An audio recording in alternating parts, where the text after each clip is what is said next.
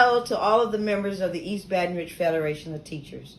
Hopefully today's message will find everybody safe and healthy. Please continue to be cautious because the virus is still out there. Make sure that you wear your mask when you're out in public. Make sure that you social distance when you're out in the community. And if you feel sick, please visit a doctor. Stay home when you can. We need all our members to stay healthy. For the past several days, the country has been grieving from the death of George Floyd. I'm proud of the peaceful protests that have been happening here in Baton Rouge. Our young people here have made us proud. If you or your family members decide to participate in the protest, please stay safe. Please stay peaceful. After the East Baton Rouge Parish School Board meeting a couple of weeks ago, they managed to disqualify the two homegrown candidates that we had here in EBR. And now we're forced to choose from the two finalists, one being Leslie Brown at the age of 62, and the other is Natasha Towns at the age of 46. Let's look at what both ladies bring to the table. Ms. Brown is from Broward County, Florida. She has been working with a school district that has over 270,000 students, which is considered the sixth largest school district in the country. Where Ms. Towns is from Hamilton County, Tennessee, and she's been working with 45,000 students, a district comparable to the East Baton Rouge Parish School Board District. Now that as we move forward in deciding which of these two ladies we would like to lead our school district, we have to make sure that we do our homework and talk with our school board members to make sure that they are representing us well. The candidates are scheduled to be here already because they're scheduled to come on the 4th and stay until the 9th. Our school board president, Goday, has scheduled 2 luncheons and 1 dinner with the candidates. The problem that we're seeing with that is that all 9 of the school board members will not be able to attend either. They can only have 4 members at each one of the events. I hear that there are some rumblings in the community about different organizations maybe even filing a lawsuit against the school board because they feel that they're not being allowed to participate in this endeavor. I want to make sure that our employees, our board members, are working for us and making decisions that are in the best interest of the employees of the East Baton Rouge Parish School System, as well as our students and our parents. It is my understanding that they have scheduled on June 10th a town hall meeting, and on June 11th they're going to do interviews. Both of these events will be open to the public and you can view them on the internet. Please plan to participate in some form or fashion. Please check the EBR website for additional information on both of those events. The final vote will take place at the school board meeting scheduled for June 18th. Again, tune in to see what they're doing.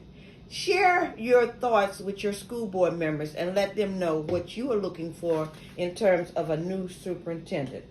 After all, we're going to be stuck with this person for at least the next 4 years. We are having our giveaway on Saturday, June 13th at our office at 11823 Marketplace Avenue from 10 to 12. We're asking that you drive by the office where our volunteers will have the opportunity to share with you some goodies that we've been collecting for you. Your bag may include some of the following: tissue, paper towels, mask, gloves, and hand sanitizer. We will give these items away as long as the supply lasts. Please make plans to visit on Saturday, June 13th. We are also continuing our Free to Fall campaign. We are looking for new members, and we're asking you to help us find these individuals. If you are able to sign someone up or convince someone to join, someone from one of the other unions or someone who doesn't belong to a union at all, your name will go into a drawing for a $25 gift card. Each time someone signs up, your name will go in. And we will be making that drawing right before school starts in August. So please encourage some of your team members from your school and some of your co-workers to join, because number one, we're the best, and number two, we're the most informed. Please continue to visit our website and stay abreast and updated on the things that are happening with your local. Now, I want to talk a little bit about participation in the union. A lot of times, a lot of our members, and I've heard you say this, you feel like you're paying your dues and you're doing all you need to do. Well, the next school year is going to look really different all across the United States. But let's focus in here on the East Baton Rouge Parish school system. I have been asked to serve on a task force that will be looking at ways to safely reopen our schools in August. I accepted the invitation, and I will be letting you know the decisions that we make as we move forward. But I need you as a member, as an employee, as a teacher or parent, as a bus driver, or as someone that's clerical, to play a more important role in how our school district moves forward in lieu of this COVID-19 virus. We need you to be open-minded and willing to do whatever it takes to make sure that our boys and girls are learning.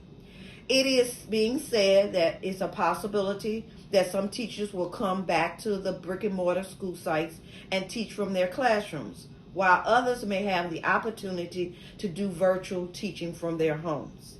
Please keep in mind that if you choose to do the virtual learning, that you need to be abreast of the information needed in order to be successful and making sure your boys and girls are learning. I would advise you over these summer months to maybe participate in some professional development classes to expand on your ability to do virtual teaching. I would also ask that you communicate with your administration to let them know of your willingness to do this. If you are one of those individuals that prefer to go back to the school, then be open-minded and know that there are some additional things that they may be asking you to do that you didn't have to do in previous years. For example, make sure that your students are practicing social distancing, not just in the classroom, but as you move around the campus. Being abreast of anyone who may come to school and not feel well. They may even ask you to take temperatures. Now, I know that you don't have a degree in nursing or any kind of medical degree, but these are the kind of things that you may have to do to ensure not only your safety, but the safety of the boys and girls in your classroom. The district is going to be putting some things in place, and we are sharing with this district some things that the American Federation of Teachers share with us as to ways that school districts can open safely. I want you to be open-minded and willing to do whatever needs to be done to ensure that our boys and girls move forward academically safely. We are here for you, and if you have concerns that you are being asked to do something that you really feel is out in left field and you need our advice, if you want to call and just voice some concerns, we are here for you. Please feel free to do that. Also, I want you to be abreast of the boys and girls that are in your class who currently do not have the internet or any kind of technological devices at home where they could participate in virtual learning. The Congress is saying that they're trying to write a bill that would allow every home in the United States to have internet, and that they're going to fund this, and it'll cost about $86 billion. They need to know who in EBR needs the internet, and we may ask you to help us find that information out. The HEROES Act is also discussing providing $65 billion to communities across the country to ensure that we have health care centers in our neighborhoods so that our boys and girls and our parents can have access to free health care. This information will need to be shared not only with our students, but our parents as well. And we may be asking you to help us to get that information out. Again, I'm asking that you stay open-minded, that you spend some of your summer days taking professional development courses to help you grow so that when school starts in August, we'll be all ready to make sure that we have a healthy, safe, successful school year. And so until we meet again, stay safe.